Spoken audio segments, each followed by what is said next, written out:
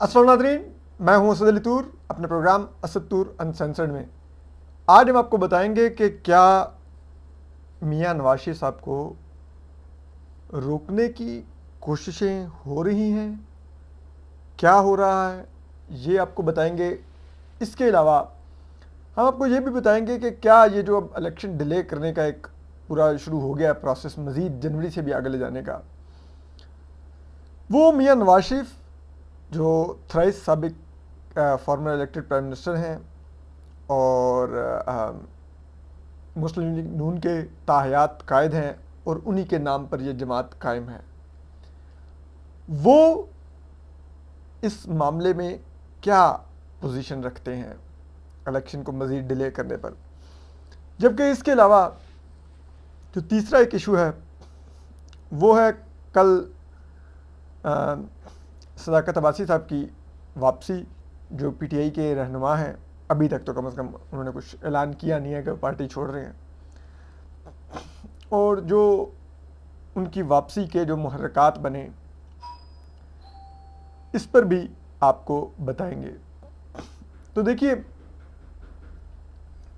सबसे पहले बात यह है कि आपको मालूम है कि सदाकत अब्बासी साहब 2 रोज़ कबल डॉन न्यूज़ के दफ्तर गए नहीं, ले जाया गया उनको 2 वीगो डालो में। उनका वहाँ पर इंटरव्यू करवाया गया, फिर उनको ले जाया गया और फिर उनकी गैर मौजूदगी में ही कल फिर कुछ डेवलपमेंट्स हुई जब वो इंटरव्यू नहीं ऑन एयर गया और बात लीक होगी और उस पर बहुत ज़्यादा सोशल मीडिया पर बहस हुई। लोगों ने बहुत ज़्यादा तनकीद की कि सहाफ़त किस तरफ लेके जा रहे हैं आप, और ये क्या किया जा रहा है कि लोगों को अगवा किया जा रहा है, सियासी रहनुमाओं को, और उनके फिर ले जा के अपनी मर्ज़ी के जो अपने एंकर्स हैं जो मिलिट्री इस्टेब्लिशमेंट के साथ अलाइंड हैं उनके घरों पर स्टूडियोज़ में इंटरव्यू करवाए जा रहे हैं। ये क्या है? तो उस पर फिर एकदम सब जूते छोड़ के भाग गए और उसके बाद सदाकत अब्बासी साहब की गैर मौजूदगी में उनको 9 मई के केस में ज़मानत दिलवाई गई, ठीक है। और फिर कल 1 माह बाद उनको अचानक उनके घर ले जाके उनकी वालदा के हवाले किया गया, और वो जो मनाजिर आए उस पर तो बात करते हैं, लेकिन मैं सीरियसली जानना चाहता हूँ कि मिलिट्री इस्टेब्लिशमेंट में ये कौन जीनियस था जिसके ये आइडिया थे कि इनको हम ले जाके टीवी स्क्रीन पर इंटरव्यू करवाएं, ठीक है। 1-1 माह 2-2 माह अगवा रखें और उसके बाद ले जाके इंटरव्यू करवाएं। फ़ौरन लोगों को आइडिया जाना था कि ये क्या हो रहा है। और हम सहाफ़ी जितने मर्जी हमारे में से लोग बिक गए हैं, जितने मर्जी से इस वक्त मिलिट्री इस्टेब्लिशमेंट के साथ अलाइंड हो गए हैं, लेकिन ओवरऑल जो एक कोर ऑफ जर्नलिज्म है, जो हमारे सीनियर्स हैं, उनमें से बहुत से अभी भी अपने प्रिंसिपल्स के साथ खड़े हुए हैं और वो ऐसे अनएथिकल काम को क्रिटिसाइज करेंगे। तो हु वाज द जीनियस जिसने फौज को ये एम्बेरसमेंट करवाई है? कम अज़ कम मैं अगर जनरल आसिफ मुनीर साहब को तजवीज़ दे सकूं तो इस अफसर का तो फौरी कोर्ट मार्शल होना चाहिए कि जिसने तजवीज़ दी थी कि इनको ले जाके टीवियों पे इंटरव्यू करवाएं, ठीक है। अब आप डिप्लोमेटिक इनक्लेव में जाएं, पूरी दुनिया के सफारत खाने हैं वहाँ पर। उनका हर सफारत खाने में एक पॉलिटिकल डिपार्टमेंट होता है, एक मीडिया डिपार्टमेंट होता है।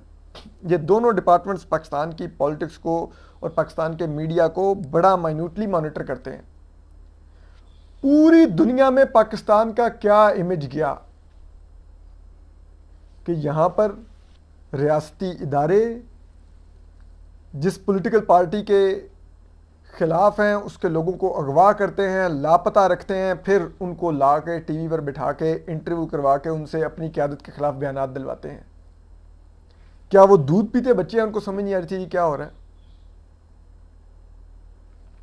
और फिर आप सोचिए, जो सदाकत अब्बासी साहब की वीडियो आई जब अपने घर में घुसे और उनकी माँ, उनकी बेटियां जिस अंदाज में आके उनके गले लगीं और वो माँ जिस अंदाज में रोई ना, दैट वाज रियली पेनफुल,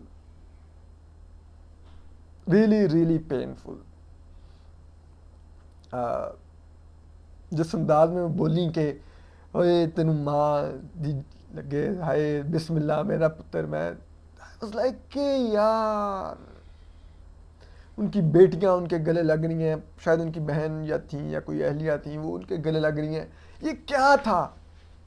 क्या हमने सोचा इन मनाजिर को देखकर? और ये पीटीआई वालों के लिए भी सबक है। जो कुलसूम नवाज बिस्तर मर्ग पर पड़ी थी, तो ये उनके अस्पताल में घुसते थे कि नहीं वो ड्रामा कर रही है। और फिर उनकी मैयत आई इस मुल्क में, और हमने उनके शोहर और उनकी बेटी को इधर जेल में बंद कर रखा था। आखिरी वक्त कुलसूम नवाज से बात ना करने दी गई मियां नवाज शरीफ को। हम इतने बड़े दरिंदे हैं, इतना हमारा बेरहम दिल है कि हमें कोई इंसानियत नहीं याद रही। सोचिए ना, समीदीन बलोच बच्ची किस, वो सईदा हमीद बच्ची किस से गुजरती है, वो मुदस्सिर नारू की माँ किस से गुजरती है अजियत से। सोचिए ना, कोई तो सोचे। ये इधर वो बच्चियाँ हैं, वो एमन और वो दूसरी बहनें हैं, वो उनका बाप इस्लामाबाद से उठा के ले गए हैं। आप जाके उस बच्ची एमन के तासुरात कभी सुनिए। आप कभी जाके हिम्मत कीजिए कि आप आंखों में आंखें डाल के देख सकें सच्चल के 4.5 साल का है। अभी लास्ट शेयरिंग पे भी बुखार था इस्लामाबाद हाई कोर्ट में, 4.5 साल का बच्चा बुखार में अपना बाप मांगने आया हुआ था, अपना बाप मांग रहा था वो। इस मुल्क में किसी को एहसास है हमने ये मुल्क क्या बना दिया है, क्या कर दिया हमने इस मुल्क के साथ, और किए जा रहे हैं, छोड़ने को तैयार नहीं कि जो हमसे इख्तलाफ करेगा हम उसको कुचल के रख देंगे, उसको और उसके पूरे अहले खाना को अज़ियत देंगे। ज़रा सोचिए, ये जिन माओं के बच्चे हम ले जाते हैं, वो माएँ दिन रात जिस अज़ियत से गुज़रती हैं, और ये तो खुदा ने भी कहा हुआ है कि जन्नत माओं के कदमों के तले है। तो जिस माँ के कदमों तले जन्नत है, हम उसको जब ये अज़ियत देते हैं, सोचिए जो उसके दिल से आह निकलती है वो हमारे अमाल में क्या लिखेगी। उस पर रोज़े महशर हम क्या हिसाब देंगे कि नहीं वो हमारी मर्जी से नहीं चल रहा था। वो पिछली दफ़ा हम पॉलिटिकल इंजीनियरिंग PMLN के ख़िलाफ़ कर रहे थे, तो हम मियाँ जावेद लतीफ़ को उठा के ले जाते थे, हम एहसन इकबाल को उठा के ले जाते थे, हम राना सनाउल्लाह को हिरन डाल के अंदर फेंक देते थे, हम शाहिद खान अब्बासी को उठा के ले जाते थे, हम मिफ्ता इस्माइल को उठा के ले जाते थे, हम हमजा शहबाज को उठा के ले जाते थे, हम मरीम नवाज़ को बाप के सामने गिरफ्तार करके ले जाते थे, हम शहबाज शरीफ को उठा के ले जाते थे, ठीक है, हम आसिफ जरदारी को उठा के ले जाते थे, हम फरियाल तालपुर को चांद रात को उठा के ले जाते थे। इस दफ़ा हम पॉलिटिकल इंजीनियरिंग PTI के ख़िलाफ़ कर रहे हैं, तो हम उस्मान डार को उठा के ले जाते हैं, हम फ़ारूक हबीब को उठा के ले जाते हैं, हम वो ले जाते हैं सदाकत अब्बासी को हम ले जाते हैं, हम शेख रशीद को ले जाते हैं। सोचिए तो सही ना, ये जवाब हम दे सकेंगे खुदा को जब उसके सामने खड़े होंगे। और ये मुल्क क्या इसलिए बना था? क्या इस मुल्क में कभी तरक्की नहीं करनी? इस मुल्क में लोगों ने पिसते ही रहना है? इस मुल्क पे एक ही तबके की इजारादारी रहेगी, और वो है इस मुल्क की शराफिया, चाहे वो सियासी है, चाहे फ्यूडल है, और चाहे फौजी शराफिया है। और जो उनसे इख्तलाफ करेगा, चाहे जायज़ इख्तलाफ हो, आइनी इख्तलाफ हो, उसके साथ ये किया जाएगा। क्या बना दिया हमने इस मुल्क को? कोई तो सोचिए। और खुदारा ये पॉलिटिकल पार्टीज़ को भी कुछ खुदा का खौफ करना चाहिए। छोड़ दीजिए एक दूसरे के खिलाफ चोर चोर गद्दार गद्दार के नारे लगा के इलेक्शन लड़ना। हर एक अपनी अपनी परफॉर्मेंस पे इलेक्शन लड़े, और उस इलेक्शन में बताया कि मैंने ये डिलीवर किया, इसने ये डिलीवर किया, जिसको अवाम चुनने वो आ जाए। पूरी मगरबी दुनिया में यही होता है। कितने वहाँ पे अभी वो अमेरिका में ट्रंप आया तो उसने थोड़ा कल्चर शुरू किया, लेकिन ये क्या है? हमारे यहाँ पे क्या कर दिया हमने सियासत में? हम कितनी और नफरत के बीज बोएंगे? ये हमारी मिलिट्री एस्टेब्लिशमेंट क्यों नहीं सोचती? कभी वो अपनी जेब से TLP निकाल लेते हैं, कभी वो कोई लसानी तंजीम निकाल लेते हैं, कभी वो फलां तंजीम निकाल लेते हैं, कभी वो माशरे को, कौम को तकसीम किए जा रहे हैं, किए जा रहे हैं, किए जा रहे हैं कि सिर्फ कि हमें कोई क्वेश्चन ना करे, हम अनअकाउंटेबल ना हों इस मुल्क में, और हमारी सुप्रीमेसी कायम रहे। तो इसके लिए हम पॉलिटिकल पार्टियां तोड़ते जाएंगे, नई नई पॉलिटिकल पार्टियां बना के लसानी और मजहबी बुनियादों पे तकसीम करते जाएंगे लोगों को। अपने गोल्स अचीव करने के लिए। ये क्या हो रहा है इस मुल्क के साथ? कहां पर पहुंचा दिया हमने इस मुल्क को? और अभी भी हम मजीद आगे यही करना चाहते हैं। तो सोचिए ना, हमने क्या सीखा अपने पीछे 75 साल से, अगर हम आज इस खाई में गिर गए हैं कि हमारी मईशत तबाह हो गई है। हमारे यहाँ 25 करोड़ में से 24,99,99,990 लोग भूखे हैं इस मुल्क में। अपने बच्चों को प्रॉपर स्कूलिंग नहीं करा पा रहे, अपने घर के अखराजात नहीं करा पा रहे, और उसके बावजूद अभी भी हम नहीं वो सब कुछ तर्क करने को तैयार। हम कहते हैं हम इसी रास्ते पर चलेंगे, हम यही करेंगे। क्या कर रहे हैं हम? आंखें खोलिए, कुछ मुल्क के लोगों का सोचिए, रहम कीजिए इस मुल्क के लोगों पर। लोगों को सोचने की इजाज़त दीजिए, लोगों को इख्तलाफ करने की इजाज़त दीजिए, लोगों को बोलने की इजाज़त दीजिए। कुछ नहीं होगा इससे मुल्क का नुकसान। खुदा की कसम, इससे मुल्क मजबूत होगा, इससे मुल्क मजबूत होगा। ना माओं को तकलीफ़ें दीजिए। ये जितने लोग लापता हैं इनको इनके घरों को दे दीजिए। ये बलोच, इनकी माओं को वापस कर दीजिए। ये जो पख्तून लापता है इनकी माओं को वापस कर दीजिए। जो उर्दू स्पीकिंग कराची के लापता है उनकी माओं को वापस कर दीजिए। जो सिंधी लापता है उनकी माओं को वापस कर दीजिए। जो पंजाब से लापता है उनकी माओं को वापस कीजिए। मुदस्सिर नारू दीजिए उसके बेटे को, सच्चल को, उसकी माँ को दीजिए मुदस्सिर नारू। ये मुल्क नहीं इसलिए जो हम इस मुल्क के साथ किए जा रहे हैं, ये मुल्क नहीं इसलिए बना। ये मुल्क, मुझे एक दिन एक डिप्लोमेट ने कहा कि आप बड़ी रेजिलिएंट कौम है। I lost my temper. मैंने कहा हम नहीं 1947 में दुनिया को अपनी रेजिलियंस प्रूव करने के लिए बने थे। हम भी आपकी तरह खुशहाल रहने के लिए बने थे कि हम तरक्की करते। हमारे मुल्क में भी वही लाइफ क्वालिटी होती जो आप लोग एंजॉय करते हैं अपने मुल्कों में। हम दुनिया को ये दिखाने के लिए नहीं बने थे कि दुनिया में एक मुल्क ऐसा भी होगा जिसकी कौम भूखी मरेगी, और लेकिन भूखी मरती हुई भी आपको हंसती हुई दिखाएगी और अपने आप को चला के दिखाएगी। हम भी ये लाइफ स्टाइल एंजॉय करना चाहते हैं। हमें हर कुछ अरसे बाद हमारे हुक्मरान बैठते हैं, तकरीर करते हैं कि ये मुश्किल वक्त आ गया कौम पर, लेकिन हम ये मुश्किल वक्त काट लेंगे और फिर आगे बेहतर दिन है। 75 साल से वो बेहतर दिन नहीं आ रहे। हम क्या मुश्किल वक्त काटने के लिए ये मुल्क वजूद में आया था? क्या ख्वाब था कायदे आज़म का? हमने क्या कर दिया इस मुल्क के साथ? कोई तो हमें कोई हिसाब दे, कोई तो बताए कि इस दिन के लिए हमने आज़ादी ली थी कि हमारे मुल्क पर लोग लापता हो रहे हों, नए नए सियासत में तजर्बात हो रहे हों। कोई जहांगीर तरीन उठे तो कुछ शुरू हो जाए, कोई फैसल वाडा टीवी पे बैठे तो कुछ शुरू हो जाए, तो परवेज़ खटक कहीं पे वो लगा और हम सारे बैठे मुंह देख रहे हैं और सबको पता हो कि ये क्या हो रहा है।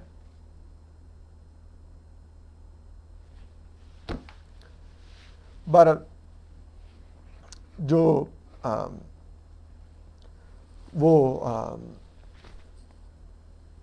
मियां नवाज शरीफ के टॉपिक पर कि मियां साहब के टॉपिक पर देखें, PMLN 2 कैंप्स में डिवाइड है। अब जिसको कहा जा रहा है कि जी वो कुछ नाम दिया जा रहा है कि मसालियत पसंद के इस तरह का जो कैंप है, वो मियां नवाज शरीफ साहब को कह रहा है कि आप ना आए। देखें, हम आपको बताएं कि मियां नवाज शरीफ को डायरेक्ट कोई नहीं कह रहा कि आप मत आए, लेकिन उनको सिग्नलिंग की जा रही है। जो साबिक वज़ीर-ए-आज़म मियां शहबाज शरीफ साहब की गाड़ी पर हमला हुआ था, वो भी उसी सिग्नल का हिस्सा था कि लोग बड़े गुस्से में हैं, तो आपको ऐसी सूरत हाल का सामना करना पड़ सकता है। ठीक है, इस वक्त एक पब्लिक एंगर है, लेकिन फिर भी नून लीग का एक जो कोर वोट और सपोर्ट बैंक है वो इंटेक्ट है अभी भी। लेकिन उनको कहा जा रहा है कि लोग तो रैलियों में आना नहीं चाह रहे, उनको दिखाया जा रहा है छोटी रैलियां करके कि बड़ा मुश्किल हो गया, कोई आएगा नहीं, आप आएंगे तो बहुत एम्बैरसमेंट हो जाएगी। फिर उनको ये कहा जा रहा है कि इलेक्शन की डेट लिए बगैर आप आ रहे हैं तो आप तो आके फंस जाएंगे, आपके केसेस हैं, ये है वो है। ये सब कुछ उनको तरीके से सिग्नलिंग की जा रही है। लेकिन क्या मियां नवाज शरीफ वतन वापस नहीं आएंगे? ऐसा नहीं है, वो वतन वापस आ रहे हैं। उनकी जो भी हॉस्पिटल में जो उनकी हार्ट की रिपोर्ट सबमिट हुई है, उनकी मेडिकल रिपोर्ट, उसमें भी जो कुछ लिखा गया है कि उनको हार्ट का इशू है, उनको मुसलसल लंदन और पाकिस्तान में अपने मॉलेज को विज़िट करते रहने की ज़रूरत है। उसको कहा जा रहा है कि ये पहला पत्ता फेंका गया है उनके अल्टीमेटली अराइवल को मौखर करने के लिए। तो ऐसा नहीं है, वो एक रूटीन की मेडिकल रिपोर्ट है और बिल्कुल उनकी ओपन हार्ट सर्जरी हुई है। हम सब में से, हमारी फैमिलीज़ में से बहुत से लोगों के फैमिली मेम्बर्स को हार्ट का इशू होता है। मेरी अम्मी हार्ट की पेशेंट हैं, शी इज़ इन 80s। और तो हम सब जानते हैं कि एक दफ़ा अगर आपको हार्ट का इशू हो तो सारी उम्र आपकी मेडिसिन चलती है, डॉक्टर के विजिट्स चलते हैं, आपको हर कुछ अरसे बाद गुजरना पड़ता है सारे अमल से। तो इसमें कोई ऐसी बात नहीं है कि ये मियां नवाज शरीफ साहब के लिए कोई कहानी घड़ी गई है, ऐसा ही है। सबको ज़रूरत होती है, तो सारी बात है। उनकी ओपन हार्ट सर्जरी हुई भी है, लेकिन इसका ये मतलब नहीं है कि ये रिपोर्ट दिखा के वो ना आना चाह रहे हैं। लेकिन हाँ, ये एक क्रेडिबल और प्रॉपर मेडिकल रिपोर्ट है और उनको इन फॉलोअप्स विजिट की ज़रूरत होगी। ज़ाहिर बात है, वो लेट 70s में है, सब कुछ के बावजूद उनको इसकी ज़रूरत है हेल्थ केयर की। और मेरे ख्याल में इस मुल्क को इस चीज़ का एहतराम भी करना चाहिए। वो इस मुल्क के 3 दफ़ा मुंतखब वज़ीर-ए-आज़म रहे हैं, उन पर जितने मर्जी इल्ज़ाम लगा लें, उन्होंने इस मुल्क को बहुत कुछ दिया भी है और उसके लिए बहुत कुछ सेक्रीफाइस भी किया है। तो उनको आने दिया जाए, उनको सियासत करने दी जाए, उनको इलेक्शन लड़ने दिया जाए। दूसरी तरफ अब हम आपको बताते हैं कि क्या मियां नवाज शरीफ जनवरी वाले इलेक्शन को आगे चाहते हैं। आवाज़ें तो दी जा रही हैं कि जी इलेक्शन की डेट तो है नहीं, तो मियां नवाज शरीफ क्यों आ रहे। मेरी नज़र में तो उनको पिछले साल ही आ जाना चाहिए था, उनको इतना अर्सा बाहर रहना नहीं चाहिए था। लेकिन उनके भाई ने अपने केसेस तो ख़त्म करवा लिए, मियां नवाज शरीफ के केसेस ही नहीं ख़त्म करवाए। अब वो आके उनको उसका सामना करना पड़ेगा। तो मियां नवाज शरीफ भी जानते हैं कि इलेक्शन जनवरी से आगे जा सकते हैं और वो किसी हद तक उनको एतराज़ भी नहीं है इलेक्शन को आगे ले जाने पर। उसकी वजह यह है कि अभी वो आ रहे हैं ताकि वो अपने केसेस को सॉर्ट आउट करें। जो उनको सज़ा हुई है, उन सज़ाओं को वो सस्पेंड करवाएं, कालेअदम करवाएं और अपने आप को इलेक्शन के लिए एलिजिबल करें। और ये एक टाइम टेकिंग प्रोसेस है, ये 1 हफ्ते 2 हफ्ते या 1 महीने में नहीं होगा और ये लंदन में बैठ के भी नहीं होगा। पाकिस्तान के कानून के मुताबिक मियां नवाज शरीफ साहब को आके एक दफ़ा कोर्ट ऑफ लॉ में ख़ुद को सरेंडर करना होगा, कानून के सामने जेल जाना होगा। फिर उसके बाद वो प्रोसेस शुरू होगा कि उनकी सज़ा सस्पेंड हो, वो बाहर आएँ, फिर वो सज़ा कालेअदम होनी है तो कालेअदम हो। जो कि अल-अज़ीज़िया केस में उनकी सज़ा कालेअदम होना कोई ज़्यादा मुश्किल नहीं है। मरीम नवाज साहिबा के मामले में वो कालेअदम हो चुकी है और वही केस मियां नवाज शरीफ का भी है। तो वो बस उनको आके चंद तारीखों पर आर्गूमेंट होगा और उनकी सज़ा कालेअदम हो जाएगी। तो रहा मामला उनका 60-1F की नाअहली का, ये एक थोड़ा पेचीदा मामला है, ये उनको देखना होगा। तो इस सब में कुछ टाइम लगेगा। तो उनको भी आइडिया है कि फौरी इलेक्शन जनवरी में अगर वो चाहें और उसके लिए वो कैंपेन चलाएं तो दरअसल उनको मियां शहबाज शरीफ साहब को प्राइम मिनिस्टर बनाना पड़ेगा। और मियां शहबाज शरीफ साहब को प्राइम मिनिस्टर बनाने का मतलब है कि मरीम नवाज का रास्ता भी आपने रोक दिया। तो मरीम नवाज साहबा जो उनकी जानशीन है, उनका रास्ता सिर्फ एक सूरत में इंटैक्ट रहेगा कि अगर मियां नवाज शरीफ साहब खुद प्राइम मिनिस्टर दोबारा बनेंगे। तो उसके लिए उनको भी आइडिया है कि फिर इलेक्शन जनवरी में ना ही हो तो बेहतर है, ताकि मैं पहले अपने केसेस सॉर्ट आउट करवा लूँ और खुद को एलिजिबल करवा लूँ इलेक्शन लड़ने के लिए, तो फिर हम इलेक्शन में उतरें। तो किसी न किसी हद तक मिलिट्री इस्टेब्लिशमेंट के साथ नून लीग में से मियां नवाज शरीफ साहब कम से कम ऑन बोर्ड है ये इलेक्शन आगे ले जाने के मामले पर। अपना ख्याल रखिए। अल्लाह हाफिज़।